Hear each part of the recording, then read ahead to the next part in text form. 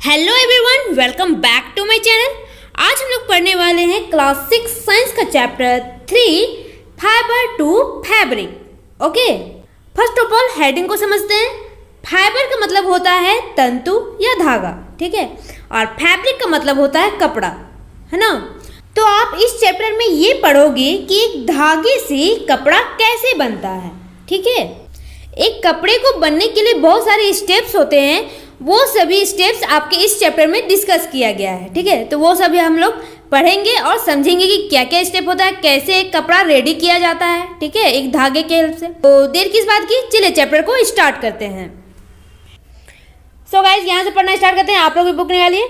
पहेली and Boojho won the first prize in a science quiz competition held at their school, ठीक है। तो पहेली और बूझो दो बच्चों के नेम है, ठीक है। इन्होंने अपने स्कूल के हो रहे साइंस क्विज कंपटीशन में फर्स्ट प्राइज जीता है, ठीक है। They were very excited and decided to use the prize money to buy clothes for their parents. तो वो दोनों बहुत ही एक्साइटेड है और उन्होंने डिसाइड किया कि अपने प्राइज मनी से अपने पेरेंट्स के लिए कपड़े खरीदेंगे। Okay, when they saw a large variety of cloth material they got confused. जब वो कपड़े खरीदने दुकान में गए तो दुकानदार ने उन्हें बहुत वैरायटीज में कपड़े दिखाए, ठीक है। तो जब उन्होंने उन सभी कपड़े के वैरायटीज को देखे तो वो कंफ्यूज्ड हो गए। Okay, the shopkeeper explain that some clothes और fabrics were cotton and some were synthetic.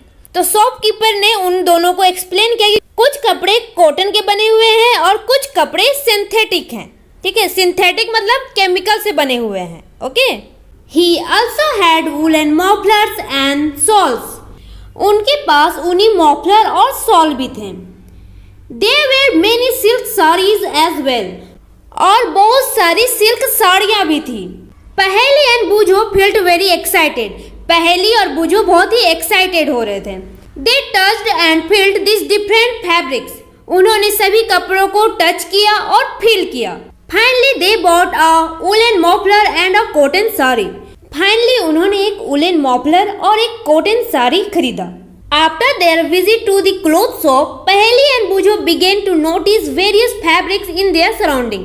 पहेली और बूझो कपड़े की दुकान से वापस आने के बाद उनकी सराउंडिंग में जितने भी कपड़े थे सबको उन्होंने नोटिस करना स्टार्ट कर दिया। They found that bedsheets, blankets, curtains, tablecloths, towels and dusters were made from different kinds of fabrics.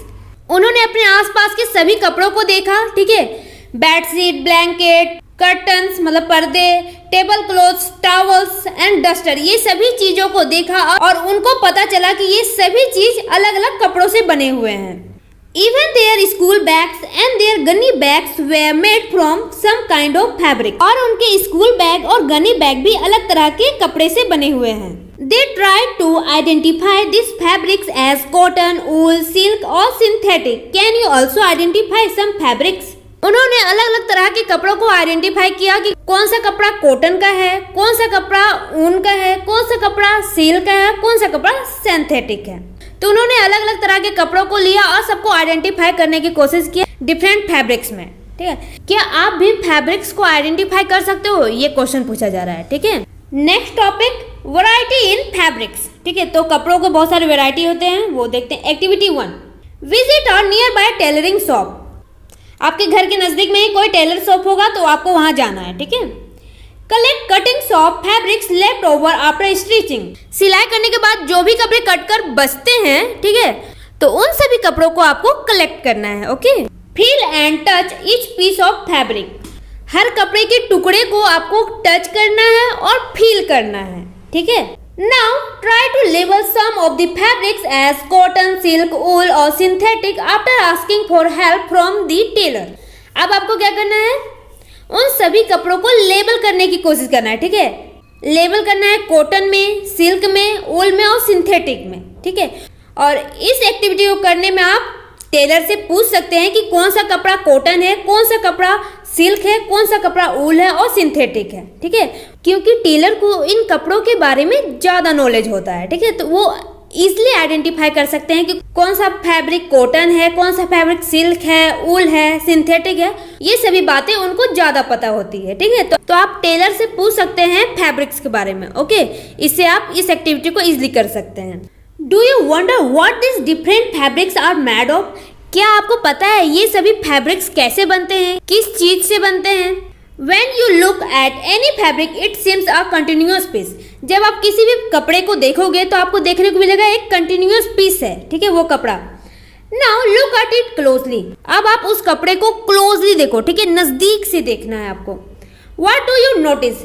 आपने क्या नोटिस किया? फिगर 3.2। तो आपके बुक के फिगर 3.2 में एक फैब्रिक का छोटा सा पीस दिया हुआ है, ठीक है, तो उसे ही हम लोग को क्लोजली देखना है। तो चलिए हम लोग देखते हैं हम उसमें क्या नोटिस किए वो भी बताते हैं, ठीक है, चलिए देखते हैं। सो गाइज ये देखिए, ये है फैब्रिक का इमेज। ये देखिए कंटिन्यूअस लाइन दिख रहा है ना आपको, इधर से लाइन जा रही है, इधर से लाइन जा रही है, लगातार जा रही है, ये देखिए, है ना, कंटिन्यूअस है ना। फिर इधर से देखिए, इधर से भी लाइन आ रही है, इधर से भी लाइन आ रही है, इधर से भी लाइन आ रही है, तो कंटिन्यूअस आपको दिख रहा है ना। तो इसी को बोला जा रहा है कि जब भी आप किसी फैब्रिक को देखोगे तो आपको कंटिन्यूअस पीस देखने को मिलेगा। ओके, आप जैसे कि इस इमेज में देख सकते हो। Next activity 2। Okay, select a piece of cotton fabric you label in activity 1। तो आपको एक पीस लेना है कॉटन फैब्रिक का, ठीक है। Now try to find a loose thread or yarn at one of the edges and pull it out, figure 3.3। अब आपको क्या करना है, आपने तो एक पीस ले लिया कॉटन फैब्रिक का, है ना। अब आपको उस कॉटन फैब्रिक की एज से, एज मतलब किनारा, ठीक है, समझ लीजिए कि ये कॉटन फैब्रिक का पीस है, ठीक है, इसका ये एज हो गया, ठीक है, ये देखिए, ये एज हो गया, ये एज हो गया, ये एज हो गया, ये भी एज हो गया, ठीक है। किनारा मतलब समझ में आ गया ना।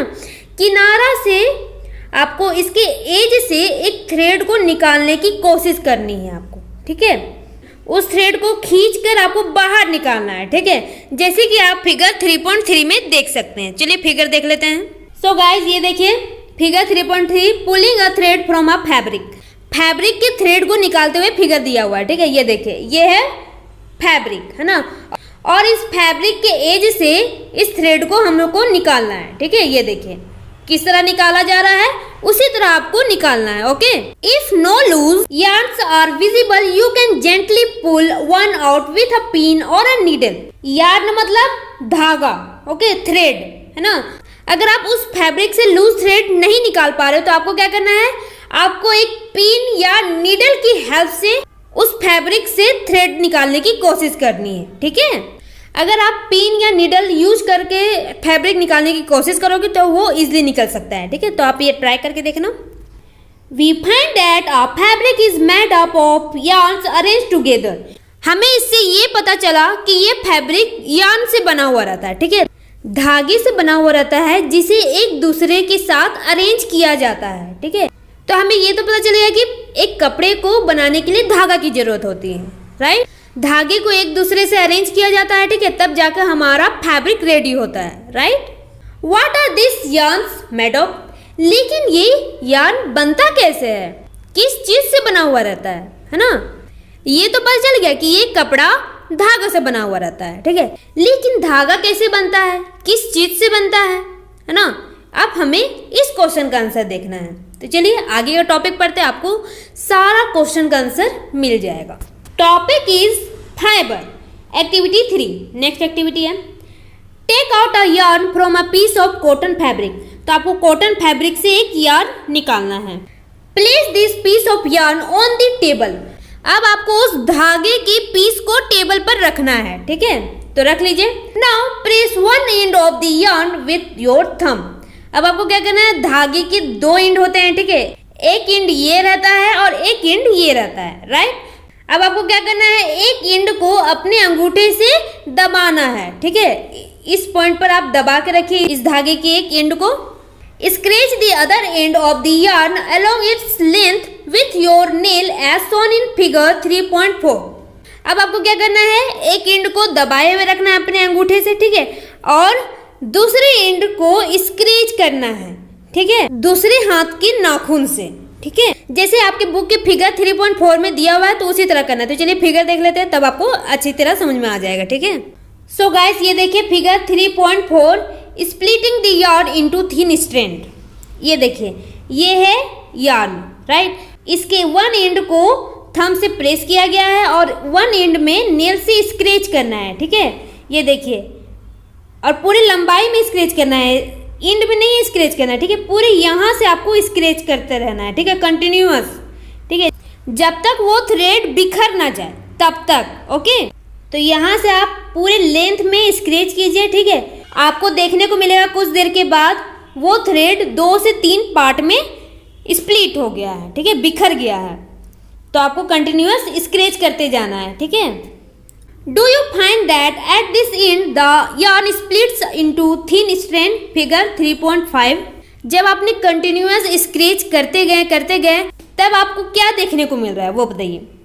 क्या आपको ये देखने को मिल रहा है कि वो धागा बिखर गया है और भी पतली स्ट्रेंथ में कन्वर्ट हो गया है, जैसे कि फिगर 3.5 में आप देख सकते हैं, ठीक है। तो चलिए देख लेते हैं किस तरह वो धागा बिखर कर पतले से स्ट्रेंथ में चेंज हो जाएगा, है ना। चलिए देख लेते हैं।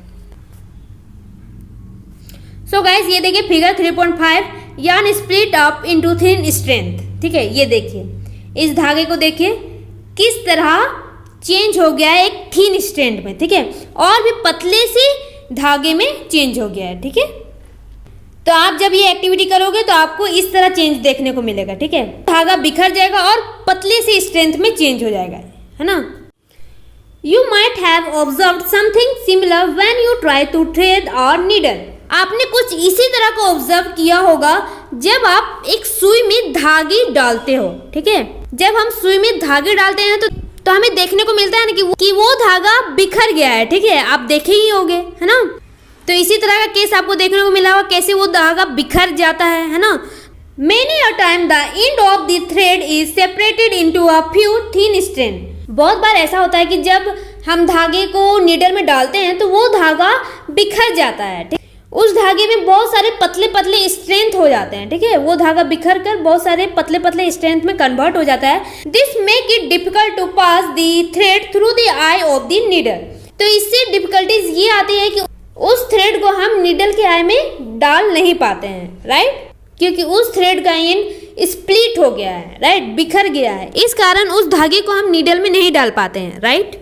The thin strand of thread that we see are made up of still thinner strands called fibers। हमने धागे को स्प्लिट किया, ठीक है, तो आपको क्या देखने मिला, वो धागा बहुत ही पतले पतले धागे से बना हुआ है, राइट। तो उस धागे के जो पतले रेसे थे वो रेसे भी और भी पतले रेसे से बना हुआ रहता है, ठीक है। जो सबसे पतला रेसा होता है उसे हम बोलते हैं फाइबर्स, ओके। तो उसी फाइबर से एक पतला सा रेसा बनता है, वैसे ही रेसे को मिलाकर एक धागा बनाया जाता है, ठीक है। तो आपको ये क्वेश्चन पूछ सकता है व्हाट इज फाइबर्स। तो आप यहाँ से लिखना the thin strength of the thread that are made up of still thinner strength are called fibre, ठीक है। तो ये आप आंसर में लिख सकते हो। Fabrics are made up of yarn and yarns are further made of fibres. Fabric मतलब कपड़ा, ठीक है। तो कपड़े बनते हैं यार्न से, ठीक है, यार्न मतलब धागा। तो कपड़े बनते हैं धागे से और धागा बनता है फाइबर से। ये देखिए फाइबर, फाइबर मतलब रेसा, ठीक है। जो थ्रेड के रेसे होते हैं, राइट, वो रेसा भी बनता है बहुत ही पतले रेसे से, ठीक है। तो उस रेसे को हम लोग बोलते हैं फाइबर, राइट। तो हमें पता चल गया कि कपड़ा बनता है धागा से, धागा बनता है रेसा से, okay. Where do these fibers come from? लेकिन ये फाइबर्स आते कहाँ से हैं? आप सोच सकते हो, लेकिन ये फाइबर्स आते कहाँ से हैं? चलिए आगे पढ़ते हैं तो हमें समझ में आ जाएगा कि ये फाइबर्स आते कहाँ से हैं। The fibers of some fabrics such as cotton, jute, silk and wool are obtained from plants and animals। Cotton, jute, silk और वूल जैसे फैब्रिक्स के फाइबर्स हमें प्लांट और एनिमल से मिलते हैं, okay. This are called natural fibres, और ऐसे फाइबर्स को हम नेचुरल फाइबर्स बोलते हैं, ठीक है, क्योंकि ये फाइबर्स हमें कहाँ से मिल रहे हैं, प्लांट या एनिमल से, है ना, जो कि नेचुरल है। तो ऐसे फाइबर को हम नेचुरल फाइबर बोलेंगे, ठीक है। तो ये डेफिनेशन मोस्ट इम्पॉर्टेंट है, आपकी एग्जाम में क्वेश्चन पूछ सकते हैं। तो आप इस आंसर को याद कर लेना, ठीक है, नोट कर लेना आप इसे। Cotton and jute are examples of fibres obtain from plant. Cotton और जूट कुछ ऐसे फाइबर है जो हमें प्लांट से मिलते हैं, ठीक है। अगर आपको एग्जाम्पल लिखना है तो आप ये एग्जाम्पल लिख सकते हो, ठीक है, आपको फुल मार्क्स मिल जाएंगे। Wool and silk fibre are obtain from animals, और वूल और सिल्क फाइबर कुछ ऐसे फाइबर है जो हमें एनिमल से मिलते हैं, ठीक है। तो देखिए कॉटन और जूट हमें मिलता है प्लांट से, ओके, और वूल एंड सिल्क फाइबर हमें मिलते हैं एनिमल से, ठीक है। तो आप ये एग्जांपल आप लिख सकते हो, ठीक है। अगर आपके एग्जाम में ये क्वेश्चन आ जाए what is natural fibre and give some examples, then you can use this lines, okay. First of all, you define natural fiber. What is natural fiber? Then you give these examples. Okay. Wool is obtained from the fleece of sheep or goat. तो wool हमें कहाँ से मिलता है? wool हमें मिलता है sheep या goat के बालों से. ओके आपने तो sheep को देखा ही होगा, है ना? उनके बाल white कलर के रहते हैं, राइट? तो उनके हेयर को हटाया जाता है उनके शरीर से, उसके बाद उसका wool बनता है. ओके तो इस तरह हमें wool मिलता है. It is also obtained from the hair of rabbits, yak and camel. हमें ऊल रेबिट, याक और केमल के हेयर से भी मिलता है, ठीक है। तो क्या क्या सोर्स हुए ऊल के? सीप, गोट, रैबिट, याक एंड केमल, है ना। Silk fibre is drawn from the cocoon of silk worm. Silk worm के कुकुन से हमें सिल्क फाइबर मिलता है, ठीक है। सिल्क वॉर्म एक इंसेक्ट होता है, उसके कुकुन से हमें सिल्क फाइबर मिलता है, okay.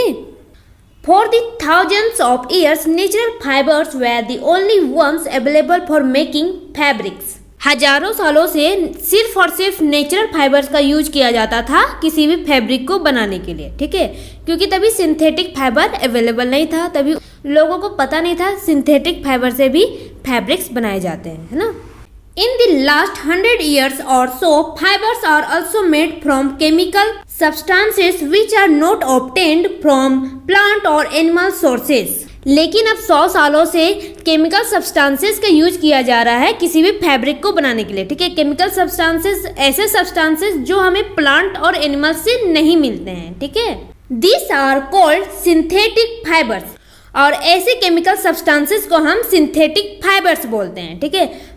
Some examples of synthetic fibers are polyester, nylon and acrylic. और सिंथेटिक फाइबर के एग्जाम्पल क्या है? पॉलिस्टर है, नायलॉन है एंड एक्रेलिक है, ओके। तो यहाँ पर आपको एक डेफिनेशन मिल गया है सिंथेटिक फाइबर का, ठीक है। अगर आपको एग्जाम में क्वेश्चन पूछ दिया व्हाट इज सिंथेटिक फाइबर, तो आप क्या लिखोगे आंसर में?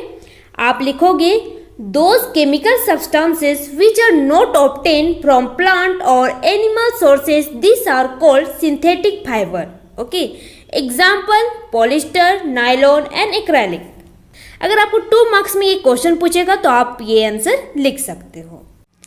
Next topic is some plant fibres, ठीक है। तो प्लांट से हमें कौन कौन से फाइबर्स मिलते हैं वो हमें पता करना है. ये देखिए, फर्स्ट देखिए cotton.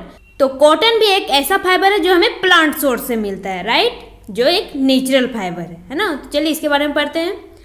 Have you ever make wicks for oil lamp? क्या आपने दिए की बत्ती बनाए हैं? विक्स मतलब हो गया बत्ती, ठीक है। जो तेल के दिए आते हैं ना, जिन्हें हम दिवाली में जलाते हैं, आपने तो देखा ही होगा, ठीक है। तो उस तेल के दिए में जो बत्ती लगा हुआ था, क्या आपने उसे बनाया है? What do you use for making this wicks? आपने उस बत्ती को बनाने के लिए किस चीज का यूज किया था? ठीक, तो हम किस चीज का यूज करते हैं? हम कॉटन का यूज करते हैं, ठीक है, रुई का यूज करते हैं ना. This cotton wools is also used for filling mattresses, quilts और पिल्लोज. ओके, तो हम लोग ऑयल लैम्प में विक्स बनाने के लिए इस कॉटन वूल का यूज करते ही हैं, ठीक है। साथ में हम इसका यूज करते हैं मैट्रेसेस को फिल करने के लिए. मैट्रेसेस मतलब गद्दा, ओके, और किल्ट्स मतलब रजाई होती है, ओके, और पिल्लोज मतलब तकिया. तो इन सभी को फिल करने के लिए हम कॉटन वूल का यूज करते हैं ना. Take some cotton wool, pull it apart and look at its edge. What do you observe? अब आपको क्या करना है? कुछ कॉटन वूल लेना है, ठीक है, उसके बाद उसे खींचने की कोशिश करना है, ठीक है। उसके बाद उसकी एज को देखना है. उस एज मतलब क्या होता है? किनारा, ठीक है। तो उसके किनारे को देखना है और आपने क्या ऑब्जर्व किया वो बताना है. The small thin strands that you see are made up of cotton fibres, ठीक है। आपने उस कॉटन वूल के एज को देखा तो क्या ऑब्जर्व किया? आपको उस कॉटन वूल के एज में देखने को मिला होगा छोटा सा थिन स्ट्रैंड, ठीक है, थिन स्ट्रैंड देखने को मिला होगा जो कॉटन फाइबर से बना हुआ रहता है. ओके, आप ये करके देख, आप कॉटन वूल को जब खींचोगे, ठीक है, तो उसके एज में आपको पतला सा थिन सा स्ट्रैंड देखने को मिलेगा, ठीक है, रेशा देखने को मिलेगा, ठीक है, वो रेशा कॉटन फाइबर से बना हुआ रहता है। Okay, where does this cotton wool come from? अब ये क्वेश्चन पूछा जा रहा है कि ये कॉटन वूल आता कहाँ से है, ठीक है। तो ये कॉटन वूल आता कहाँ है, ये जानने के लिए हमें आगे पढ़ना होगा, ठीक है, तब हमें पता चल जाएगा कि ये आता कहाँ से है, ठीक है। तो चलिए आगे पढ़ते हैं। It is grown in the fields, ठीक, तो कॉटन प्लांट को खेतों में उगाया जाता है, ठीक है। Cotton plants are usually grown at places having black soil and warm climate, तो कॉटन प्लांट ऐसे प्लेस में ग्रो होता है जहां पर ब्लैक सॉइल हो और वार्म क्लाइमेट हो, ठीक है। ब्लैक सॉइल, ये देखिए ब्लैक सॉइल होना चाहिए और वार्म क्लाइमेट, ठीक है, मतलब कि गर्म जलवायु होना चाहिए, ठीक है। तो ऐसे प्लेस में ही कॉटन प्लांट ग्रो हो सकते हैं। ओके, तो ये कंडीशन आप याद रखिएगा। Can you name some states of our country where cotton is grown? क्या आप हमारे कंट्री के कुछ ऐसे स्टेट के नेम बता सकते हो जहां कॉटन ग्रो किया जाता है?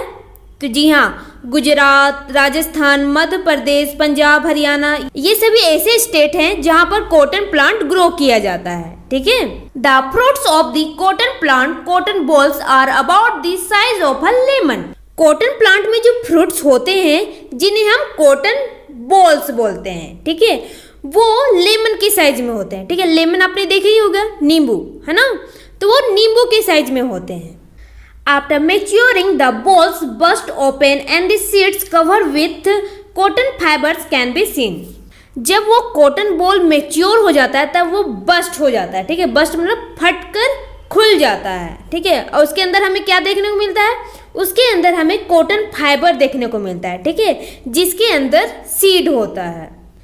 ये देखिए, ये कॉटन बॉल था, ठीक है, जो बस्ट होकर ओपन हो गया, ठीक है। उसके अंदर हमें क्या देखने को मिल रहा है? ये है कॉटन फाइबर, ठीक है। तो उसके अंदर हमें कॉटन फाइबर देखने को मिलेगा।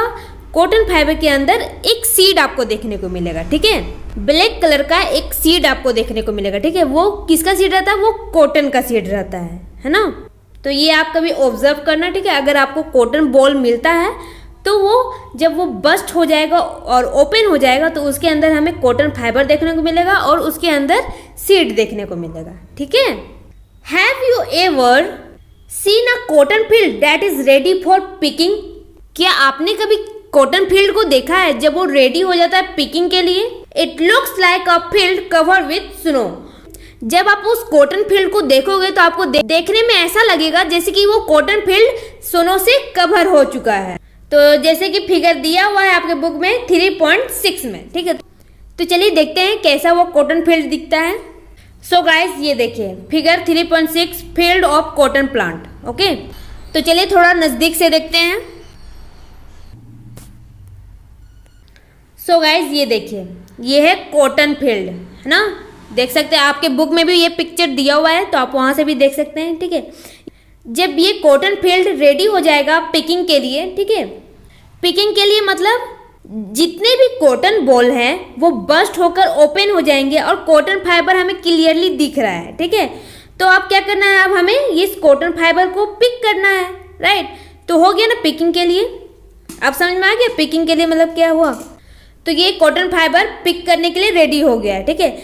तो जब ये कॉटन फील्ड रेडी हो जाता है पिकिंग के लिए और जब हम इस फील्ड को देखते हैं तो हमें कैसा देखने को मिलता है? तो हमें ऐसा देखने को लगता है जैसे कि ये फील्ड स्नो से कवर है। आप देख सकते हैं सभी तरफ हमें व्हाइट व्हाइट सा दिख रहा है ना। तो वो क्या है? कॉटन फाइबर है, लेकिन हमें देखने को लग रहा है कि जैसे कि स्नो से कवर है ये field, right. From this balls cotton is usually picked by hand. Cotton fibre को हम हैंड से ही पिक कर सकते हैं, ठीक है, इसके लिए कोई मशीन की जरूरत नहीं पड़ती है। Fibres are then separated from the seeds by combing. मैंने जैसे कि आपको बताया था कॉटन फाइबर आता है, उसके अंदर में एक सीड आपको देखने को मिलेगा, ठीक है, ब्लैक कलर में। ओके, फिर उस कॉटन फाइबर को सीड से अलग किया जाता है कॉम्बिंग के थ्रू, ठीक है। This process is called ginning of cotton, और इस प्रोसेस को हम बोलते हैं गिनिंग ऑफ कॉटन, है ना। तो इस प्रोसेस को आप याद रखेगा, गिनिंग क्या है, ठीक है। ये क्वेश्चन पूछ सकता है व्हाट इज गिनिंग, है ना, तो आप ये आंसर लिख सकते हो। Ginning was traditionally done by hand. Figure 3.7 this days machines are also used for ginning. तो पहले क्या किया जाता है, हाथों से ही गिनिंग किया जाता था, ठीक है। लेकिन अब के दिनों में क्या हो गया है, गिनिंग के लिए मशीन्स आ गए हैं, ठीक है। तो गिनिंग मशीन से किया जाता है। आपकी बुक के फिगर 3.7 में दिखाया गया है कि गिनिंग कैसे किया जाता था पहले, है ना। तो चलिए देख लेते हैं। सो गाइज ये देखिए फिगर 3.7 गिनिंग ऑफ कॉटन, ठीक है। तो ये कॉटन का गिनिंग हो रहा है। ये देखिए ये क्या है, कॉम्ब है ना, कंघा। तो कॉम्बिंग के थ्रू क्या किया जा रहा है, कॉटन फाइबर को सीट से अलग किया जा रहा है, ठीक है। और ये प्रोसेस हाथ से ही हो जाता था, ठीक है। लेकिन अब क्या हो गया है, अब मशीन्स आ गए हैं, है ना। और इसी प्रोसेस को हम बोलते हैं गिनिंग ऑफ कॉटन, ठीक है। सो गाइस चलिए बताइए तो आप गिनिंग में क्या होता है। तो गिनिंग प्रोसेस में कॉटन फाइबर को सीट से अलग किया जाता है, राइट। तो इसे हम बोलते हैं गिनिंग ऑफ कॉटन, है ना। सिंपल था। तो आप इसे याद रखिएगा, ये क्वेश्चन पूछ सकते हैं, ठीक है। मुझे तो इम्पोर्टेंट लग रहा है। और तो मैं इस चैप्टर में जितने भी छोटे छोटे डेफिनेशन दिए हुए हैं उन सभी का मैं वीडियो बनाकर आपको प्रोवाइड कर सकती हूँ, ठीक है। तो आप कमेंट सेक्शन में बताना, तो मैं उसके अकॉर्डिंग वीडियो बना दूंगी, है ना। यहाँ से पढ़ते हैं जूट। तो जूट भी नेचुरल फाइबर है जो हमें प्लांट से मिलता है, ठीक है। तो चलिए इसके बारे में पढ़ते हैं। Jute fibre is obtain from the steam of the jute plant. तो जूट फाइबर हमें कहाँ से मिलता है, जूट प्लांट के स्टीम से मिलता है, ठीक है, तना से मिलता है। फिगर 3.8। तो फिगर 3.8 में दिया हुआ है जूट प्लांट कैसा दिखता है, तो चलिए देख लेते हैं। सो फ्रेंड्स ये देखिए फिगर 3.8 और जूट प्लांट। तो ये देखिए ये है जूट प्लांट, ठीक है। तो इसके स्टीम से जूट फाइबर बनता है, ठीक है। It is cultivated during the rainy season. तो जूट प्लांट को रेनी सीजन में कल्टीवेट किया जाता है, ठीक है। तो ये इंपॉर्टेंट है, याद रखिएगा। ये भी क्वेश्चन पूछ सकता है जूट प्लांट को कब कल्टीवेट किया जाता है। तो जूट प्लांट रेनी सीजन में कल्टीवेट किया जाता है, ठीक है। ये इंपॉर्टेंट है, याद रखिएगा। In India jute is mainly grown in West Bengal, Bihar and Assam. India के किस स्टेट में जूट ग्रो किया जाता है, वेस्ट बंगाल, बिहार एंड असम, ठीक है। तो आप 3 स्टेट का नाम याद रखिएगा, ठीक है। ये इंपॉर्टेंट है, ये क्वेश्चन पूछ सकता है 1 मार्क्स में, है ना। आपके एग्जाम में ये क्वेश्चन पूछ सकता है, तो ये आप याद रखिएगा, okay. The jute plant is normally harvested when it is at flowering stage. जब जूट प्लांट फ्लावरिंग स्टेज में आता है तब उसे हम हार्वेस्ट करते हैं, ठीक है। फ्लावरिंग स्टेज मतलब जब जूट प्लांट में फ्लावर आना स्टार्ट होता है, ठीक है, तब हम उस जूट प्लांट को कट करते हैं। हार्वेस्ट मतलब कट करना, okay. The stems of the harvested plants are immersed in water for a few days. Jute plant के स्टेम को हम वाटर में इमर्ज करके रखेंगे, मतलब कि डुबा कर रखेंगे कुछ ही दिनों के लिए, ठीक है। The stems, root and fibres are separated by hand. जब हम उस हार्वेस्टेड स्टीम को वाटर में इमर्ज करके रखेंगे तो क्या होगा, वो स्टीम सड़ना स्टार्ट हो जाएगा, ठीक है। रोट मतलब सड़ना, ठीक है। जब वो सड़ना स्टार्ट हो जाएगा तब फिर हम क्या करेंगे, हाथों से ही उस स्टीम के फाइबर को अलग करना स्टार्ट करेंगे, ठीक है, जिससे हमें जूट फाइबर मिल जाएगा, है ना। तो ये प्रोसेस था जूट प्लांट से जूट फाइबर निकालने का, ओके। आप ये प्रोसेस याद रखिएगा, बहुत ही छोटा प्रोसेस है ना। तो चलिए आपको मैं समराइज कर देती हूँ इसका प्रोसेस का, ठीक है। तो हमने क्या किया, सबसे पहले जूट प्लांट को हार्वेस्ट किया, ठीक है, उसके फ्लावरिंग स्टेज में, है ना। ये फर्स्ट स्टेप था जब हमने जूट प्लांट को उसके फ्लावरिंग स्टेज में हार्वेस्ट किया, ठीक है। उसके बाद हमने क्या किया, ये देखिए यहाँ से सेकेंड स्टेप है, उसकी स्टीम को इमर्ज किया वाटर में फ्यू डेज के लिए, है ना। ये सेकेंड स्टेप था। जो हार्वेस्टेड प्लांट था उसकी स्टीम को हमने कुछ दिनों के लिए वाटर में इमर्ज करके रखा, है ना। उसके बाद थर्ड स्टेप क्या है, जब वो स्टीम सड़ना स्टार्ट हो जाएगा, ठीक है, रोट होना स्टार्ट हो जाएगा, तब हम क्या करेंगे, उसके फाइबर को सेपरेट करेंगे हैंड से, है ना। बस 3 स्टेप से ही हमें जूट फाइबर मिल जाएगा प्लांट से, है ना। To make fabrics all this fibres are first converted into yarns। How is it done. तो हमें फैब्रिक्स बनाने के लिए किसी भी फाइबर को हमें उसे कन्वर्ट करना है यार्न में, ठीक है। यार्न मतलब धागा, जो हमें नेचुरल फाइबर मिले, है ना, कॉटन और जूट, है ना, ये थे नेचुरल फाइबर, राइट। तो इस नेचुरल फाइबर को हमें कन्वर्ट करना पड़ेगा यार्न में, यार्न मतलब धागे में, है ना। उसके बाद ही हम उसे फैब्रिक्स में कन्वर्ट कर सकते हैं। फैब्रिक्स मतलब कपड़े बना सकते हैं उससे, है ना। तो ये कैसे होता है, देखिए हमें फाइबर तो मिल गया, है ना, प्लांट से हमें फाइबर मिल गए, हम अभी पढ़ के आए, है ना, कि कॉटन प्लांट से हमें कॉटन फाइबर मिला, जूट प्लांट से हमें जूट फाइबर मिला, राइट। लेकिन इस फाइबर को हम यार्न में कैसे कन्वर्ट करेंगे वो हमें जानना है, ठीक है। तो चलिए आगे पढ़ते हैं, आप ये समझ जाओगे। टॉपिक स्पिनिंग कॉटन यार्न, ठीक है, यहाँ से पढ़ते हैं। You can try making cotton yarn yourself. आप खुद से ही कॉटन यार्न बनाने का ट्राई कर सकते हो, ठीक है, और बन भी जाएगा। चलिए एक्टिविटी 4 देखते हैं, इसमें यही प्रोसेस दिया हुआ है, ठीक है। तो चलिए देखते हैं, यहाँ से पढ़ते हैं। Hold some cotton wool in one hand. आपको एक हाथ में कुछ कॉटन वूल लेना है, ठीक है। Pinch some cotton between the thumb and 4 finger of the other hand. अब आपको क्या करना है, एक हाथ का 4 फिंगर का यूज कीजिएगा और एक हाथ का थंब का यूज कीजिएगा, ठीक है। और उस कॉटन वूल को थोड़ा धीरे धीरे, ठीक है, स्पीड में मत खींचिएगा वरना वो तो अलग हो जाएगा ना, सेपरेट हो जाएगा। तो आपको क्या करना है, धीरे धीरे उसे पिंच करना है, ठीक है, खींचना है। Now gently start pulling out the cotton. अब हम क्या करेंगे, धीरे धीरे से उसे हम खींचना स्टार्ट करेंगे, ठीक। पहले हमने पिंच किया, ठीक है, थोड़ा थोड़ा हल्का हल्का से हमने उसे पिंच करना स्टार्ट किया, ठीक है। उसके बाद हम क्या करेंगे, धीरे धीरे से उसे हम खींचना स्टार्ट करेंगे, ठीक है। उस कॉटन वूल को धीरे धीरे से खींचना स्टार्ट करेंगे थंब और 4 फिंगर के बीच में, ठीक है। Will continuously twisting the fibre. हम उस कॉटन वूल को पुल भी करेंगे, उसके बाद हम उसे ट्विस्ट भी करेंगे, ठीक है। आपको मतलब कि दोनों काम साथ में ही करना है, ठीक है, लेकिन धीरे धीरे से, ठीक है। उस कॉटन फाइबर को आप ट्विस्ट भी करना, है ना, और उसे पुल भी करना, ठीक है, खींचना भी, ठीक है। आपको कुछ चेंजेस देखने को मिलेगा, ठीक है। फिगर 3.9 आपकी बुक के फिगर 3.9 में दिया हुआ है। तो चलिए इस फिगर को देख लेते हैं, आपको अच्छी तरह समझ में आ जाएगा, ठीक है। सो गाइज ये देखिए figure 3.9 making yarn from cotton, ठीक है, कॉटन से यार्न बनाया जा रहा है, ठीक है, मतलब कि धागा बनाया जा रहा है। सो गाइज ये देखिए, ये था कॉटन वूल, है ना। आप देख सकते हो ये कॉटन वूल किस तरह कॉटन यार्न में कन्वर्ट हो गया है ना। इसी तरह आप भी जब मैंने जो भी स्टेप बताया है उस तरह पूरा स्टेप करोगे तो आपका भी कॉटन वूल कॉटन यार्न में कन्वर्ट हो जाएगा, है ना। तो आपको क्या करना है, धीरे धीरे से इसे खींचना है, ठीक। दोनों साइड से हम खींचेंगे और ट्विस्ट भी करेंगे, ठीक है। बस खींचना नहीं है, हमें ट्विस्ट भी करना है, ठीक है। ट्विस्ट आप जानते हो ना, घुमाना भी है ना, घुमाते हुए खींचते जाना है और आपको देखने को क्या मिलेगा कि ये कॉटन वूल यार्न में कन्वर्ट हो गया है, ठीक है। तो आप ये खुद से करके देखना, ऐसा कन्वर्ट हो जाएगा, ठीक है।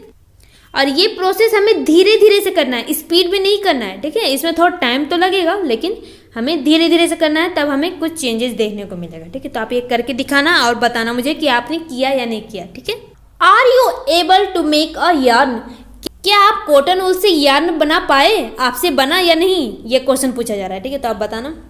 The process of making yarn from fibres is called spinning, ठीक है। जब हम फाइबर से यार्न बनाते हैं तो उस प्रोसेस को हम बोलते हैं स्पिनिंग, ठीक है। तो ये बहुत ही इंपॉर्टेंट मुझे लग रहा है, ठीक है। तो आप इसे मार्क कर लेना, ठीक है, आप ये नोटबुक में लिख लेना। तो क्या है, फिर से मैं इसे रिपीट करती हूँ।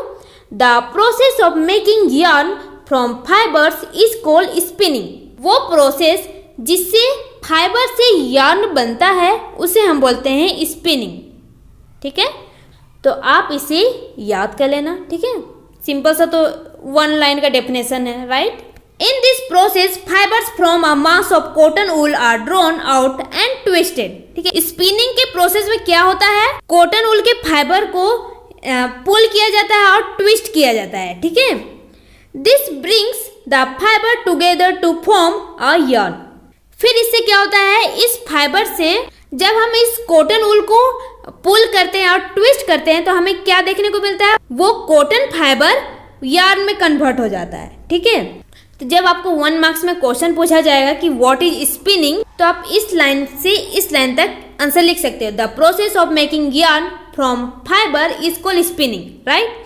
लेकिन जब आपको 2 मार्क्स या 3 मार्क्स में डिटेल में, ठीक है, एक्सप्लेन करने को बोला जाएगा क्वेश्चन में, तो आपको इस पूरे प्रोसेस को लिखना होगा, है ना, तब आपको फुल मार्क्स मिल सकता है, वरना आपको मार्क्स नहीं मिल सकता है ना। तो आप इस डेफिनेशन को याद कर लेना और आप अपने नोटबुक में इसे नोट कर लेना। ओके, चलिए मैं आपको फिर से पढ़ के बताती हूँ। यहाँ से पढ़ते हैं, the process of making yarn from fibre is called spinning. ठीक है, in this process fibres from a mass of cotton wool are drawn out and twisted. ठीक है, कॉटन फाइबर से कॉटन वूल का एक मास लिया जाता है, ठीक है, मतलब कि थोड़ा सा कॉटन वूल लिया जाता है, ठीक है, स्मॉल क्वांटिटी में। उसके बाद हम उसे पुल करते हैं, ट्विस्ट करते हैं। This brings the fibre together to form a yarn. ये सारा प्रोसेस करते हुए हमें ये देखने को मिलता है कि वो कॉटन वूल यार्न में कन्वर्ट हो गया है ना। तो इसे हम बोलते हैं spinning. Okay, a simple device used for spinning is a hand spindle, also called takli. Figure 3.10। तो स्पिनिंग प्रोसेस को करने के लिए एक सिंपल डिवाइस का यूज किया जाता है, ठीक है, जो हैंड स्पिंडल होता है, जिसे हम टकली बोलते हैं। ओके, तो आपके बुक के फिगर 3.10 में दिया हुआ है कि टकली कैसा दिखता है, तो चलिए देख लेते हैं। सो गाइस, ये देखिए फिगर 3.10 और टकली, ठीक है। तो ये देखिए, ये लॉन्ग सा है, ठीक है, ये लॉन्ग सा एक डिवाइस है, सिंपल सा डिवाइस है, ठीक है, जो हैंड स्पिंडल होता है ना। तो इसे ही हम बोलते हैं टकली। ओके, इसी से स्पिनिंग किया जाता है, ठीक है। तो ये इससे भी क्वेश्चन पूछ सकता है, विच device is used for spinning, तो आप क्या लिखोगे, टकली, है ना। Another hand operated device used for spinning is चरखा। फिगर 3.11, ठीक है। स्पिनिंग के लिए एक और डिवाइस आता है, ठीक है, जिसे हम बोलते हैं चरखा। आपने तो ये नाम सुना ही होगा, है ना। तो फिगर 3.11 में चरखा का फिगर दिया हुआ है, तो चलिए देख लेते हैं। इससे भी क्या होता है, स्पिनिंग होता है। स्पिनिंग में क्या किया जाता है बताइए, कॉटन फाइबर को हम यार्न में कन्वर्ट करते हैं, है ना। तो ये स्पिनिंग होता है ना। तो चलिए देख लेते हैं चरखा का इमेज। सो गाइस, ये देखिए फिगर 3.11 चरखा, ठीक है। तो ये देखिए, ये है चरखा, है ना, इसे स्पिनिंग किया जाता है, ठीक है। अब तो इसका यूज नहीं किया जाता, अब बहुत सारे मशीन आ गए हैं, है ना। तो अब उसी से यार्न बनाया जाता है, ठीक है। लेकिन पहले के समय में ये चरखा का यूज किया जाता था यार्न बनाने के लिए। ओके, तो आप ये फिगर देख लो, आपके बुक में भी दिया हुआ है, आप वहां से भी देख सकते हो। यूज ऑफ चरखा was popularized by Mahatma Gandhi as part of the independence movement। ठीक, तो जब इंडिया में इंडिपेंडेंस मूवमेंट हो रहा था, तब ये चरखा बहुत ही पॉपुलर हुआ था महात्मा गांधी के थ्रू, ठीक है।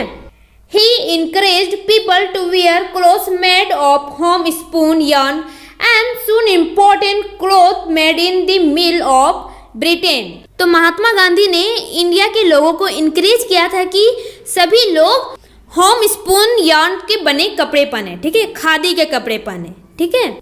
और ब्रिटेन के मिल से जो कपड़े बनकर आते हैं, उन्हें ना पहनकर अपने हाथों से बनाए हुए कपड़े पहने, ठीक है, खादी कपड़े पहने।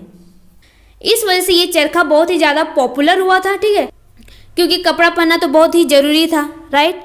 और वो कपड़ा कैसे बनता, वो कपड़ा चरखा से ही बनता, है ना।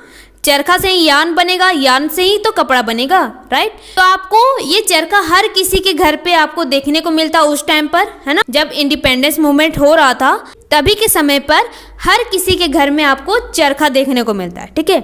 और महात्मा गांधी ने सभी लोगों को बोला था कि सब खादी के कपड़े पहने, है ना, होम स्पन यार्न से बने हुए कपड़े पहने, है ना, और ब्रिटेन के कपड़े को ना कह दे। तो आप जब हायर क्लास में जाओगे ना, तो इस टॉपिक के बारे में बहुत ही कुछ पढ़ोगे, ठीक है, बहुत ही कुछ जानने को आपको मिलेगा कि महात्मा गांधी का क्या रोल था इंडिया को इंडिपेंडेंस दिलाने के लिए, है ना। तो आप हायर क्लास में जाना और ये सब पढ़ना, ठीक है। Spinning of yarn on a large scale is done with the help of spinning machine. अगर हमें लार्ज स्केल में स्पिनिंग करनी है, तो हम स्पिनिंग मशीन का यूज करते हैं, ठीक है। पहले के समय में वो मशीन नहीं था, इसलिए हमें चरखा का यूज करना पड़ा। लेकिन अब के समय में क्या हो गया है, स्पिनिंग मशीन आ गए हैं, जिससे हम इजिली स्पिनिंग कर सकते हैं, वो भी लार्ज स्केल में, ठीक है। After spinning yarns are use to making fabrics. Spinning process के बाद यार्न का यूज किया जाता है फैब्रिक्स को बनाने के लिए, है ना। सबसे पहले हमें नेचुरल फाइबर चाहिए। जब हमें फाइबर मिल गया तो हमने उसे क्या किया, हमने उसका यार्न बनाया, राइट, स्पिनिंग के थ्रू। जब स्पिनिंग हो गया, यार्न बनकर रेडी हो गया, तब हम उसे फैब्रिक्स बनाएंगे, है ना, कपड़े बनाएंगे। तो उसके लिए भी प्रोसेस होते हैं। चलिए आगे पढ़ते हैं। Topic is yarn to fabric. ठीक है, तो अब हम इस टॉपिक में पढ़ेंगे कि यार्न से फैब्रिक कैसे बनता है, मतलब कि धागे से कपड़ा कैसे बनता है। ठीक है, तो चलिए यहाँ से पढ़ना स्टार्ट करते हैं। There are many ways by which fabrics are made from yarns. तो बहुत सारे तरीके हैं धागे से कपड़े बनाने के। The two main process are weaving and knitting. उनमें से दो ऐसे मेन प्रोसेस है जिसके बारे में हम लोग पढ़ेंगे। ठीक है, वो प्रोसेस कौन कौन से है, वीविंग एंड नीटिंग। ठीक है, वीविंग, तो वीविंग ये प्रोसेस है। चलिए पढ़ते हैं, यहाँ से पढ़ते हैं। In activity 2, you might have noticed that a fabric is made up of two sets of yarns arranged together. आपके इस चैप्टर के एक्टिविटी 2 में आपने नोटिस किया था दो सेट के धागे को एक दूसरे से अरेंज कर कर एक कपड़ा बनता है ना। आपने नोटिस किया था ना। एक्टिविटी 2 याद कीजिए। एक्टिविटी 2 में क्या करना था, हमें एक फैब्रिक के लूज यार्न को पुल करना था, है ना। हम जैसे जैसे उस एक एक यार्न को खींचते जा रहे थे तो वो कपड़ा धीरे धीरे खुलते जा रहा था, याद कीजिए, है ना। तो इससे हमें पता चलता है कि एक कपड़ा को बनने के लिए दो सेट के धागे की जरूरत होती है। ठीक है, दो सेट के धागे को हम एक दूसरे में अरेंज कर कर एक कपड़ा रेडी किया जाता है ना। तो हमने एक्टिविटी 2 में ये नोटिस किया था कि दो धागे को एक दूसरे से अरेंज कर कर हम एक कपड़ा रेडी कर सकते हैं, right. The process of arranging two sets of yarns together to make a fabric is called weaving. जब एक कपड़े को बनाने के लिए धागे के दो सेट को एक दूसरे से अरेंज करते हैं तो उस प्रोसेस को हम वीविंग बोलते हैं। ठीक है, इसमें याद रखिएगा वीविंग में टू सेट ऑफ यार्न का यूज होता है। ओके, दो सेट यार्न को एक दूसरे से अरेंज कर कर एक फैब्रिक रेडी किया जाता है, उसे हम बोलते हैं वीविंग, है ना। Let us try to weave some paper strips. तो चलिए हम लोग पेपर स्ट्रिप को वीव करते हैं, मतलब कि पेपर स्ट्रिप से बुनाई करते हैं। ठीक है, एक्टिविटी 5, चलिए यहाँ से पढ़ना स्टार्ट करते हैं। Take two sheets of paper of different colours. आपको डिफरेंट कलर के दो शीट लेने हैं। Okay, cut square pieces of length and width equal to 30 centimetre from each sheet. अब आपको दोनों पेपर को स्क्वायर शेप में कट करना है। ठीक है, पेपर का लेंथ कितना होगा, 30 सेंटीमीटर, और विड्थ कितना होगा, 30 सेंटीमीटर। ठीक है, तो आप दो डिफरेंट पेपर लिए हैं, दोनों डिफरेंट पेपर के स्क्वायर शेप में कट करेंगे, है ना। लेंथ और विड्थ दिया हुआ है तो आप मेजर कर लीजिएगा और उस पेपर को कट कर दीजिएगा। ठीक है, उसके बाद देखते हैं क्या करना है। Now fold both the sheets into half. अब आपको उन दोनों शीट को हाफ फोल्ड करना है। ठीक है, on one sheet draw lines as shown in the figure 3.12a and on the other as shown in figure 3.12b। अब आपको लाइन ड्रॉ करना है। ठीक है, एक शीट में फिगर 3.12a में जिस तरह लाइन दिया हुआ है उस तरह लाइन ड्रॉ करना है। ठीक है, और दूसरे शीट में फिगर 3.12b में जिस तरह लाइन ड्रॉ किया गया है वैसा लाइन ड्रॉ आपको करना है। ठीक है, देखिए ये है 3.12a, 3.12b। ठीक है, एक शीट में देखिए इस तरह लाइन ड्रॉ किया गया है। ठीक है, इस तरह, है ना, देख रहे हैं ना आप अपने बुक में भी देख सकते हैं और यहाँ से भी देख सकते हैं। ठीक है, तो एक शीट में इस तरह लाइन ड्रॉ करना है और एक शीट में इस तरह, ये देखिए। ठीक है, ये पहले तो ये स्क्वायर है। ठीक है, और ये फिर इधर से ये देखिए ऐसा आपको लाइन ड्रॉ करना है। ठीक है, आप अच्छी तरह देख लीजिए। Cut both the sheets along the dotted lines and then unfold. आपने जो दोनों शीट में डॉटेड लाइन बनाए हैं उसमें आपको कट लगाना है, ठीक है। और उसके बाद उन शीट को अनफोल्ड करना है, मतलब कि उस शीट को खोल कर देखना है, ठीक है। आपने हाफ फोल्ड किया था ना, अब आप उस फोल्ड किए हुए शीट को अनफोल्ड करोगे, ओके। जैसे कि आपने इस शीट पर डॉटेड लाइन ड्रॉ किया था, ये देखिए, ठीक है, ये देखिए डॉटेड लाइन आप देख सकते हैं, ठीक है। तो इसी डॉटेड लाइन पर आपको कट लगाना है, ठीक है। ये देखिए पूरे इस तरह आपको कट लगाते जाना है, ठीक है। उसके बाद दूसरे शीट में ये देखिए, ठीक है, ये डॉटेड लाइन है, इस पे कट लगाना है, इस पे कट लगाना है, सिर्फ और सिर्फ डॉटेड लाइन पर कट लगाना है, ठीक है। इस लाइन पर कट नहीं लगाना है, ओके। ये देखिए ये डॉटेड लाइन है ना, इस तरह आपको कट लगाना है, ठीक है। इस लाइन को कट नहीं लगाना वरना फिर गड़बड़ हो जाएगा, ठीक है। उसके बाद इस डॉटेड लाइन को कट लगाने के बाद आपने जो इस पेपर को फोल्ड किया था, ये देखिए फोल्ड है ना, ये देखिए फोल्ड है, ये देखिए फोल्ड है, तो आपको इसे अनफोल्ड करना है, ओके। मतलब कि इस पेपर को खोल देना है, ठीक है, तब आपको कुछ देखने को मिलेगा। Weave the strips one by one through the cuts in the sheet of paper as shown in figure 3.12c। जब आपने पेपर को कट किया, ठीक है, तो अब आपको स्ट्रिप्स मिल गए होंगे, ठीक है। तो अब आपको क्या करना है, उस स्ट्रिप्स को वीव करना है, मतलब कि बुनना है, ठीक है। देखिए आपने दो पेपर कट किया था, ठीक है, एक रेड कलर का पेपर कट किया था और एक ग्रीन कलर का पेपर कट किया था, ठीक है। तो रेड कलर के पेपर में आपको अलग अलग से स्ट्रिप मिल गए होंगे, ठीक है, स्ट्रिप्स कटिंग मिल गए होंगे। और ग्रीन कलर के पेपर में आपको क्या करना है, उस रेड कलर के पेपर को एक एक कर ग्रीन कलर के पेपर में वीव करना है, मतलब कि बुनना है, ठीक है, जैसे कि फिगर 3.12c में दिखाया गया है। तो चलिए फिगर आपको मैं दिखाती हूँ तो आपको इजिली समझ में आ जाएगा। सो गाइस ये देखिए, ठीक है, आपने इस पेपर को कट किया, ठीक है, तो आपको स्ट्रिप्स मिल गए होंगे, है ना। और उस स्ट्रिप्स को क्या करना है, इस पेपर के कटिंग में एक एक कर वीव करना है, ठीक है, बुनना है। देखिए फिगर 3.12c में, तो चलिए देखते हैं।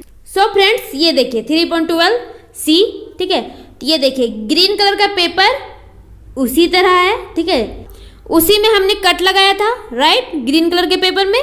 और रेड कलर के पेपर में कट लगाया था, वो अलग अलग स्ट्रिप्स बन गए थे, ठीक है, ये देखिए। तो अब आपको क्या करना है, आपको एक एक स्ट्रिप करके इस ग्रीन कलर के पेपर में वीव करना है, ठीक है। ये देखिए रेड कलर के शीट का एक लाइन ये गया और एक लाइन ये गया, ठीक है, एक एक लाइन करके इस तरह आपको एक एक करके इस ग्रीन कलर के पेपर में रेड कलर के पेपर को वीव करना है, ओके। आप फिगर देख के आप आराम से समझ सकते हो, ठीक है, तो आप अच्छे से देख लो इस फिगर को। Figure 3.12d shows the pattern after weaving all the strips। तो फिगर 3.12d में आपको दिखाया गया है कि जब हमने सभी स्ट्रिप्स को वीव कर दिया तो एक पैटर्न बनकर आया, ठीक है। तो वही पैटर्न आपको 3.12d में दिखाया गया। तो चलिए देख लेते हैं कैसा पैटर्न बना है। सो गाइज ये देखिए 3.12d है, ठीक है। तो इसमें देखिए जब हमने सभी स्ट्रिप्स को वीव कर लिया तो कुछ इस तरह का पैटर्न बनकर आया है, ठीक है। तो आप इस एक्टिविटी को करके देखिएगा, बहुत ही अच्छा लगेगा आपको कि आपने भी कोई पैटर्न बनाया, ठीक है, खुद से। तो करके देखिएगा और बताइएगा कि आपने बनाया कि नहीं, ठीक है। In a similar manner 2 sets of yarn are woven to make a fabric. जिस तरह आपने पेपर को वीव किया, ठीक है, बस उसी तरह एक कपड़े को बनाने के लिए 2 सेट यार्न को एक दूसरे में वीव किया जाता है, ठीक है। 2 सेट धागों को बुनाई की जाती है ताकि एक फैब्रिक बन सके, ठीक है। एक कपड़े को बनाने के लिए 2 सेट यार्न को हम लोग वीव करते हैं, ठीक है। The yarns are much thinner than our paper strips. आपने जो पेपर स्ट्रिप्स कट किए थे, ठीक है, उस पेपर स्ट्रिप से बहुत ही पतले होते हैं यार्न, ठीक है, धागे बहुत ही पतले होते हैं। आपने तो धागा को देखा ही है ना। तो बहुत ही पतले धागे होते हैं, उन्हीं को वीव किया जाता है ताकि एक फैब्रिक रेडी किया जा सके, ठीक है। Weaving of fabric is done on looms, figure 3.13। कपड़ों को बनाने के लिए वीविंग लूम्स में किया जाता है, ठीक है। आपके बुक के फिगर 3.13 में दिया हुआ है लूम्स का फिगर, ठीक है। The looms are either hand operated or power operated. तो 2 तरह के लूम्स आते हैं, एक में हाथों से काम किया जाता है और एक लूम इलेक्ट्रिक वाला होता है, ठीक है। जो पावर से ऑपरेटेड होता है और एक लूम हैंड से ऑपरेटेड होता है। ठीक है, तो चलिए फिगर देख लेते हैं 3.13 में लूम कैसा दिखता है। सो गाइस ये देखिए फिगर 3.13 हैंडलूम। ये देखिए ये हैंडलूम का पिक्चर दिया हुआ है। ठीक है, इसमें वीविंग हो रहा है फैब्रिक के लिए। ठीक है, ये देखिए इसमें वीविंग हो रहा है फैब्रिक के लिए। ठीक है, इधर वीविंग हो रहा है ना, और ताकि फैब्रिक बन सके। तो ये हैंडलूम है, आप देख लीजिए। एक और लूम होता है जो पावर ऑपरेटेड होता है। ठीक है, तो आपके बुक में फिगर दिया है हैंडलूम का। ठीक है, तो आप ये देख लीजिए। Topic is knitting. नीटिंग का मतलब भी होता है बुनाई। ठीक है, यहां से पढ़ते हैं। Have you noticed how sweaters are knitted? क्या आपने नोटिस किया है कि स्वेटर की बुनाई कैसे होती है? In knitting a single yarn is used to make a piece of fabric. Figure 3.14। Knitting के प्रोसेस में एक सिंगल सेट ऑफ यार्न का यूज किया जाता है। ठीक है, एक फैब्रिक को बनाने के लिए, है ना। बस यही फर्क है नीटिंग और वीविंग में। वीविंग में 2 सेट ऑफ यार्न का यूज किया जाता है और नीटिंग में सिंगल यार्न का यूज किया जाता है। ठीक है, तो आप ये डिफरेंस याद रखिएगा। ठीक है, तो फिगर 3.14 में दिखाया हुआ है कि स्वेटर का नीटिंग कैसे होता है। तो चलिए देख लेते हैं। सो फ्रेंड्स ये देखिए फिगर 3.14 नीटिंग। ठीक है, ये देखिए ये है स्वेटर जिसकी नीटिंग हो रही है। ठीक है, नीटिंग कैसे हो रही है? एक सिंगल सेट ऑफ यार्न से, है ना।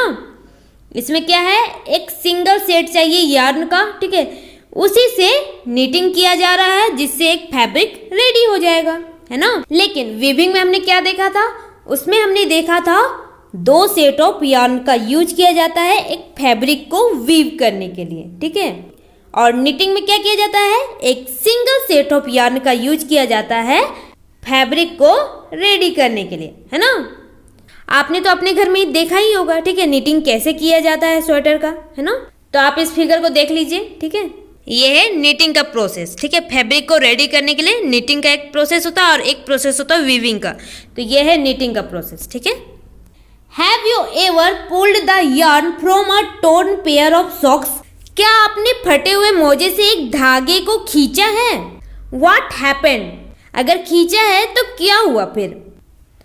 A single yarn get pulled out continuously as the fabric get unraveled. जब हम किसी फैब्रिक के सिंगल यार्न को कंटिन्यूसली पुल करते हैं तो तब वो फैब्रिक अनरेवेल्ड हो जाता है। ठीक है, अनरेवेल्ड मतलब खुलता चला जाता है ना। अगर आपने फटे हुए मोजे के एक धागे को खींचा होगा तो आपको देखने को मिला कि वो मोजा खुलता चला जाता है ना। अगर आपने नहीं किया तो कभी आप फटे हुए मोजे को लेना, उसकी सिंगल धागे को खींच कर देखना। ठीक है, कंटिन्यूसली खींचना, आपको देखने को मिलेगा कि वो सॉक्स अनरेवेल्ड होते जा रहा है। ठीक है, मतलब कि खुलता हुआ चला जा रहा है। ठीक है, socks and many other clothing items are made of knitted fabrics. Socks के अलावा और भी बहुत सारे क्लोथिंग आइटम्स हैं जो नीटेड फैब्रिक से बने हुए होते हैं। ठीक है, knitting is done by hand and also on machine. Knitting हाथों से भी किया जाता है और मशीन से भी किया जाता है। ठीक है, मतलब कि हाथ और मशीन दोनों से किया जा सकता है। ठीक है, weaving and knitting are used for making different kinds of fabric. अलग अलग तरह के फैब्रिक को बनाने के लिए वीविंग और निटिंग का यूज किया जाता है। ठीक है, this fabrics are used for a variety of clothing items. एक वैरायटी में क्लोथिंग आइटम को बनाने के लिए वीविंग और निटिंग किए हुए फैब्रिक का यूज किया जाता है और इन्हीं सभी फैब्रिक को यूज किया जाता है बहुत सारे क्लोथिंग आइटम को बनाने के लिए। ठीक है, topic is history of clothing material. ठीक है, तो चलिए यहाँ से पढ़ते हैं। Have you ever wonder what materials people used in ancient times for clothes? क्या आपको पता है कि पहले के समय में लोग किस मटेरियल का यूज करते थे कपड़ों के लिए? It appears that in those times people used the bark and big leaves of trees or animal skins and furs to cover themselves. पहले के समय में लोग बार्क का यूज करते थे। बार्क मतलब कि पेड़ के जो बाहर का कवर होता था, ठीक है, जिसे बार्क कहा जाता है और हिंदी में छाल कहा जाता था। ठीक है, तो उस बार्क का यूज करते थे और बड़े बड़े पेड़ों के पत्तों का यूज किया जाता था। एनिमल स्किन का यूज किया जाता था। ठीक है, जानवर के खाल का यूज किया जाता था और फर मतलब जानवरों के बाल जो होते हैं उनका यूज किया जाता था, ठीक है। पहले के लोग इन सभी चीजों को यूज कर अपने आप को कवर करते थे, ठीक है। क्या क्या था? बार्क था, बिग लीव्स ऑफ ट्री, बड़े बड़े पेड़ों के पत्ते थे, ठीक है। एनिमल स्किन मतलब कि जानवरों की खाल, और फर है ना, जानवरों के बाल। तो इन सभी चीजों का यूज कर कर वो अपने शरीर को कवर करते थे, ठीक है, पहले के समय में, ठीक है। After people began to settle in agricultural communities, they learn to weave twigs and grass into mats and baskets. जब लोग एग्रीकल्चर करने लगे, ठीक है, तो एग्रीकल्चरल कम्युनिटी बन गया उन लोगों का, ठीक है। तो जब वो एग्रीकल्चर कम्युनिटी में सेटल हो गए, उसके बाद उन्होंने वीव करना सीखा, ठीक है, बुनाई करना सीखा। जब उन्होंने बुनाई करना सीखा तो उन्होंने क्या किया? ग्रास से मैट बनाना स्टार्ट किया, चटाई बनाना स्टार्ट किया, ठीक है, ग्रास से, और बास्केट्स बनाने स्टार्ट किए, ठीक है। वाइन्स, एनिमल फ्लीस और hair were twisted together into long strands. Vines मतलब लताएं, ठीक है, पेड़ों के लताएं होते हैं ना, तो वो उन्हें हम वाइन्स कहते हैं, ठीक है। उन्होंने वाइन्स का यूज किया। और एनिमल फ्लीस मतलब जानवरों के बालों का यूज किया। एनिमल के हेयर और लताओं को एक दूसरे में ट्विस्ट कर कर उन्होंने एक लंबे से स्ट्रैंड तैयार किए, ठीक है, लॉन्ग स्ट्रैंड रेडी कर दिया, ठीक है। This were woven into fabrics. उन्होंने सबसे पहले लॉन्ग स्ट्रैंड रेडी किया, ठीक है, उन लॉन्ग स्ट्रैंड को वीव कर कर एक फैब्रिक रेडी किया, ठीक है। तो इस तरह उन्होंने धीरे धीरे कर कर फैब्रिक रेडी करना सीखा। The early Indians wore fabrics made out of cotton that grew in the region near the river Ganga. तो पहले के इंडियंस कॉटन के बने फैब्रिक्स पहनते थे, ठीक है, वो कॉटन जो गंगा रिवर के पास में ग्रो होता था, ओके। गंगा रिवर के नजदीक में जितने भी रीजन होते थे उस रीजन में कॉटन प्लांट ग्रो होता था, ठीक है। उसी कॉटन प्लांट से कॉटन लेकर वो फैब्रिक रेडी करते थे और उन्हीं फैब्रिक को वो पहनते थे, ठीक है। Flax is also a plant that gives natural fibres. Flax भी एक ऐसा प्लांट है जो हमें नेचुरल फाइबर प्रोवाइड करता है, ठीक है। In ancient Egypt cotton as well as flax were cultivated near the river Nile and were used for making fabrics. Ancient Egypt में कॉटन और फ्लैक्स, ठीक है, दो ऐसे फाइबर्स थे जो कल्टीवेट किए जाते थे रिवर नाइल के पास में, ठीक है। रिवर नाइल के पास में जितने भी एरिया होते थे उन एरिया में कॉटन और फ्लैक्स कल्टीवेट किया जाता था, ठीक है। कॉटन और फ्लैक्स इन दोनों फाइबर से ही फैब्रिक्स रेडी किया जाता था पहले। कहाँ पर? एंशिएंट इजिप्ट में। ये पॉइंट आप याद रखिएगा, ये इंपॉर्टेंट लग रहा है मुझे, ठीक है। फिर से मैं रिपीट कर देती हूँ। एंशिएंट इजिप्ट में कॉटन और फ्लैक्स, ठीक है, ये दो ऐसे फाइबर थे जो रिवर नाइल के आसपास के एरिया में कल्टीवेट किया जाता था, ठीक है, और इन्हीं दो फाइबर से फैब्रिक्स रेडी किया जाता था, ठीक है। In those days stitching was not known. पहले के समय में सिलाई, ठीक है, स्टिचिंग मतलब सिलाई, सिलाई के बारे में किसी को भी पता नहीं था, ठीक है। People simply draped the fabrics around different parts of their body. पहले के समय में किसी को स्टिचिंग के बारे में पता तो था नहीं, है ना। तो पहले के लोग क्या करते थे? पहले के लोग अपने बॉडी के डिफरेंट पार्ट्स में फैब्रिक को लपेट लेते थे, सिंपल, है ना, सिंपली वो लपेट लेते थे। ड्रैप्ड मतलब लपेटना, ठीक है। तो वो क्या करते थे? वो फैब्रिक से सिंपली अपने बॉडी के डिफरेंट पार्ट्स में लपेट लेते थे कपड़ों से, ठीक है, अपने बॉडी को कवर करने के लिए। Many different ways of draping fabrics where used. बहुत ही अलग अलग तरीकों से फैब्रिक को ड्रैप किया जाता था, ठीक है। With the invention of the sewing needle, people started stitching fabrics to make clothes. जैसे ही सीविंग नीडल का इन्वेंशन हुआ, सीविंग नीडल मतलब सिलाई करने वाली सुई, आपने तो देखा ही होगा, ठीक है।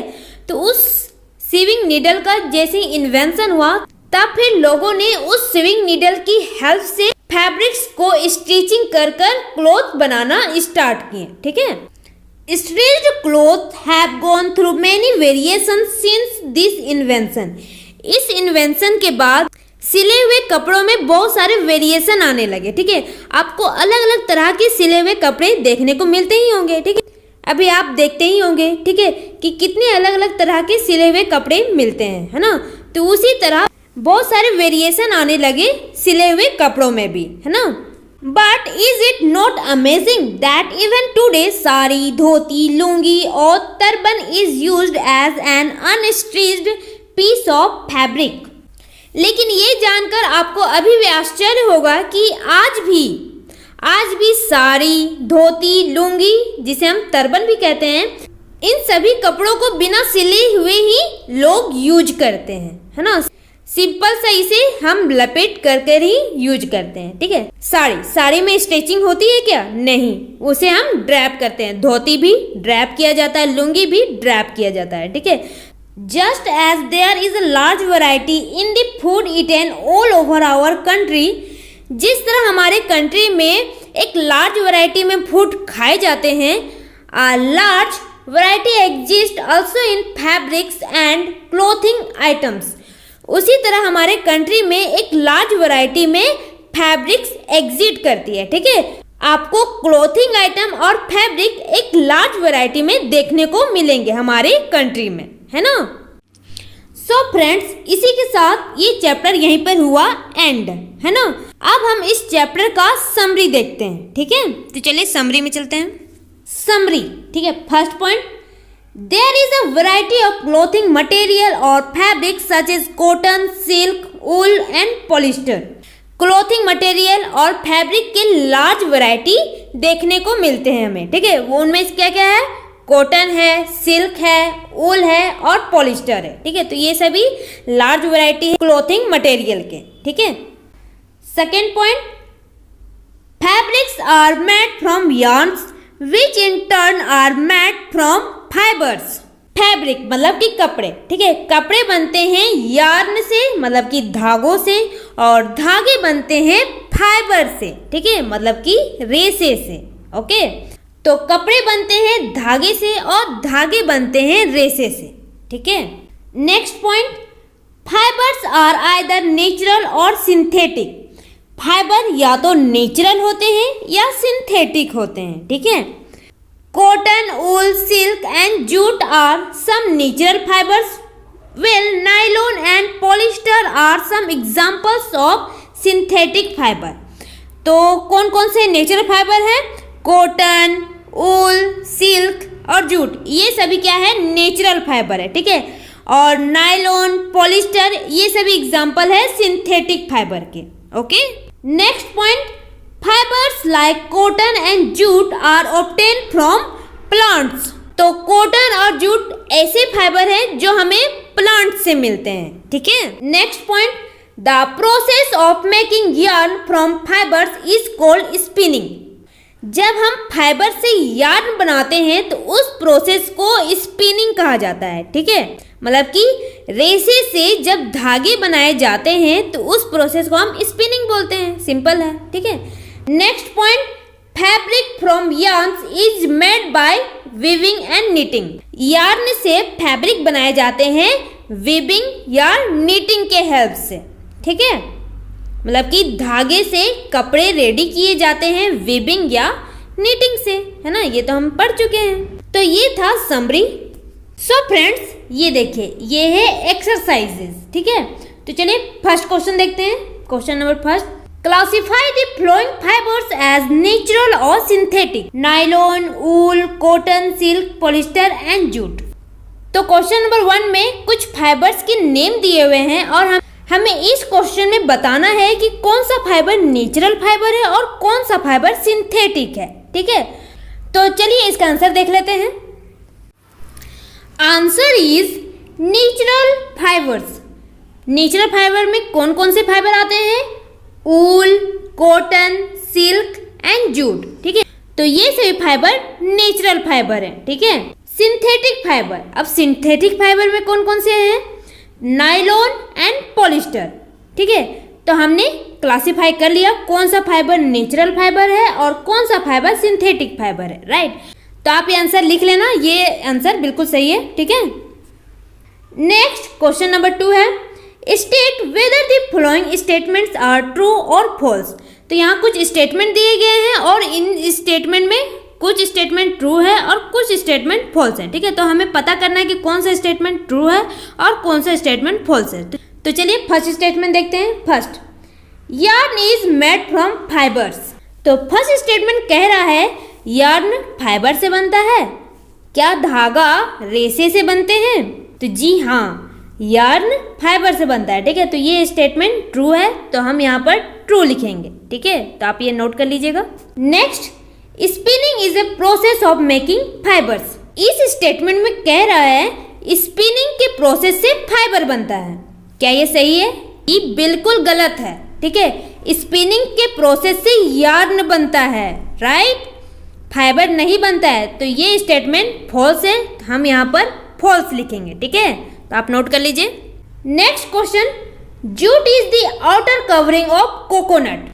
इस स्टेटमेंट में बोल रहा है कि जूट कोकोनट का आउटर कवरिंग है, ठीक है, बाहर का कवरिंग है। तो क्या ये सही है? जी नहीं, ये बिल्कुल गलत है, ठीक है। जूट प्लांट से हमें ऑब्टेन होता है, कोकोनट से तो ऑब्टेन नहीं होता है, राइट।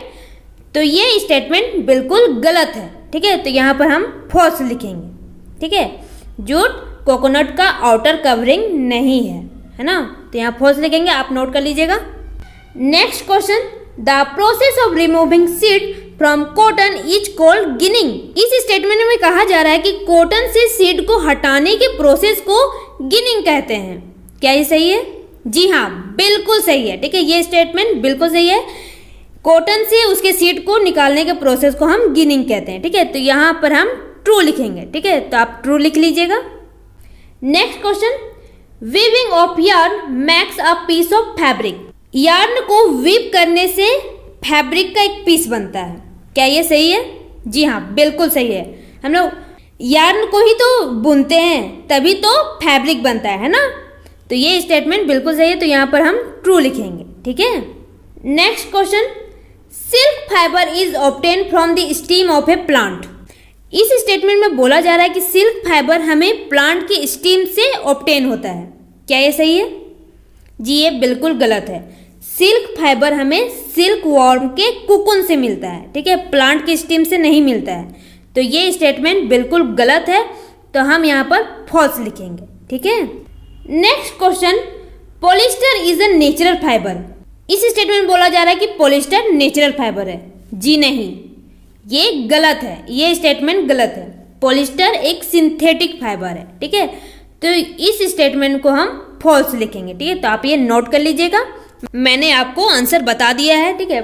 फर्स्ट स्टेटमेंट ट्रू होगा, सेकेंड स्टेटमेंट फॉल्स होगा, थर्ड स्टेटमेंट फॉल्स होगा, फोर्थ स्टेटमेंट ट्रू होगा, फिफ्थ स्टेटमेंट ट्रू होगा, सिक्स्थ स्टेटमेंट फॉल्स होगा, सेवन स्टेटमेंट फॉल्स होगा। तो आप इसे नोट कर लीजिएगा, ठीक है। नेक्स्ट 3 नंबर का क्वेश्चन है, फिल इन द ब्लैंक्स, ठीक है। तो यहाँ ब्लैंक दिया है, उसे हम फिल करना है, ठीक है। फर्स्ट देखते हैं, plant fibre are obtain from blank and blank. तो प्लांट फाइबर हमें कहाँ कहाँ से मिलता है? फर्स्ट इज कॉटन से मिलता है हमें प्लांट फाइबर, और सेकेंड इज जूट, ठीक है। तो कॉटन और जूट से हमें प्लांट फाइबर मिलता है, ठीक है। तो आप इस आंसर को लिख लीजिएगा, फिल इन द ब्लैंक्स में फिल कर लीजिएगा, ठीक है। Next question, animals fibre are blank and blank. तो कौन कौन से फाइबर एनिमल फाइबर हैं? तो वो है सिल्क एंड ऊल, ठीक है। तो ये दोनों फाइबर एनिमल फाइबर है, राइट। तो आप इस ब्लैंक में ये फिल कर लीजिएगा, answer is silk and wool, okay. Question number 4, from which parts of the plant cotton and jute are obtain. तो इस क्वेश्चन में पूछा जा रहा है कि कॉटन और जूट प्लांट की किस पार्ट से हमें मिलते हैं, ठीक है। तो बताइए, कॉटन प्लांट के किस पार्ट से मिलता है? वो हमें फ्रूट से मिलता है, ठीक है। कॉटन प्लांट के फ्रूट से हमें कॉटन मिलता है, ठीक है, जिसे हम कॉटन बॉल बोलते हैं। और जूट हमें मिलता है जूट प्लांट के स्टीम से, राइट। तो चलिए इसका मैं आंसर बता देती हूँ। Answer is cotton is obtain from the fruits of the cotton plant called cotton balls. Cotton हमें मिलता है कॉटन प्लांट के फ्रूट से, ठीक है, जिसे हम बोलते हैं कॉटन बॉल्स। Okay, jute. अब जूट के बारे में देखते हैं कि जूट हमें कहाँ से मिलता है। Jute is obtain from the steam of the jute plant. Jute हमें मिलता है जूट प्लांट के स्टीम से, ठीक है। तो ये आप आंसर नोट कर लेना। Question number 5, name 2 items that are made from coconut fibre. तो हमें 2 ऐसे आइटम्स के नाम बताने हैं जो कोकोनट फाइबर से बनता है, ठीक है। तो चलिए मैं इसका आंसर बता देती हूँ। Answer is 2 items that are made from coconut fibre are. तो 2 ऐसे आइटम हैं जो कोकोनट फाइबर से बनते हैं, वो कौन कौन से हैं? रोप्स एंड मैट्स, ठीक है। रोप मतलब रस्सी और मैट मतलब चटाई, ठीक है। ये 2 ऐसे आइटम हैं जो कोकोनट फाइबर से बनते हैं। ओके, तो आप ये आंसर नोट कर लीजिएगा। Okay, question number 6, explain the process of making yarn from fibre. इस क्वेश्चन में फाइबर से यार्न कैसे बनता है उस प्रोसेस को हमें एक्सप्लेन करना है, ठीक है। तो चलिए मैं इसका आंसर बता देती हूँ। Answer is the process of making yarn from fibre is called spinning. Fibre से यार्न बनने के प्रोसेस को हम स्पिनिंग कहते हैं, ठीक है। In this process fibre is drawn and twisted which brings the fibres together to form yarn. इस प्रोसेस में फाइबर को खींचा जाता है, ठीक है, और ट्विस्ट किया जाता है, मतलब कि उन्हें लपेटा जाता है, ठीक है। और ये सभी स्टेप को करते हुए हमें फाइबर से यार्न मिलता है। ओके, तो आप इस आंसर को नोट कर लीजिएगा, ठीक है। सो फ्रेंड्स, हमने chapter number 3 fibre to fabric का पूरा चैप्टर कंप्लीट कर लिया, ठीक है। साथ ही उसका एक्सरसाइज भी कंप्लीट कर लिया, राइट। तो हमारे ये चैप्टर फुल कंप्लीट हो गया है ना। अब हम नेक्स्ट वीडियो में मिलेंगे आपसे चैप्टर 4 के साथ, ठीक है। क्लास 6 साइंस का चैप्टर 4 के साथ हम लोग मिलेंगे नेक्स्ट वीडियो में। ओके, तो जल्दी से आप इस चैप्टर को कंप्लीट कीजिए ताकि हम लोग मिल सके नेक्स्ट वीडियो में, ठीक है, नेक्स्ट चैप्टर के साथ, that is chapter 4। Okay, thanks for watching, see you soon.